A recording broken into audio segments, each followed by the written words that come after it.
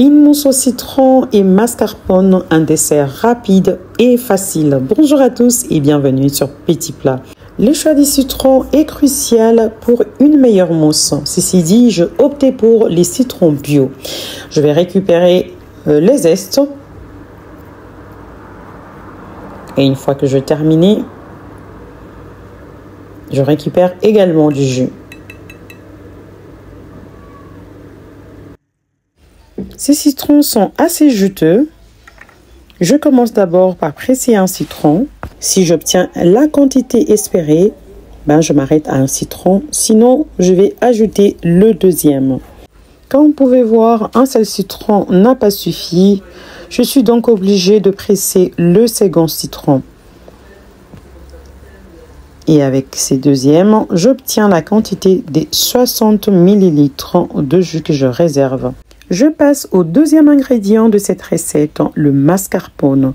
Je vais le mélanger au jus de citron et au zeste.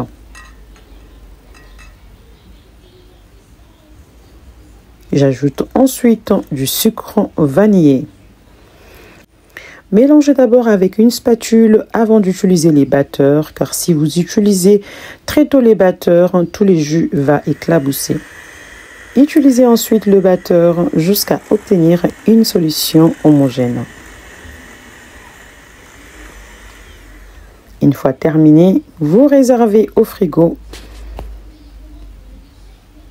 et vous passez à la dernière étape ou au dernier ingrédient, la crème chantilly.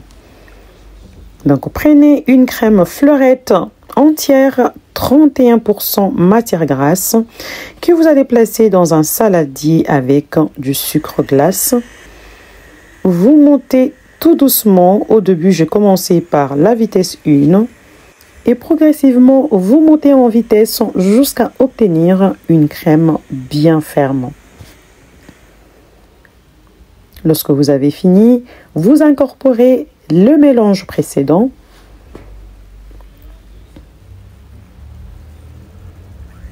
Homogénéisez avec le batteur pendant quelques secondes. Avec la spatule, mélangez à nouveau afin que les ingrédients s'impriment bien dans la mousse. Vous pouvez déjà constater que la mousse est bien lisse et ferme.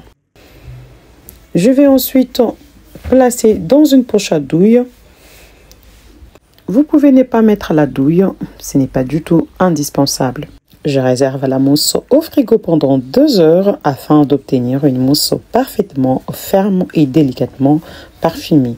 C'est une étape qui est indispensable car elle permet aux arômes citronnés de bien se répartir dans la mousse. Au bout de 2 heures, je vais répartir dans le verrine.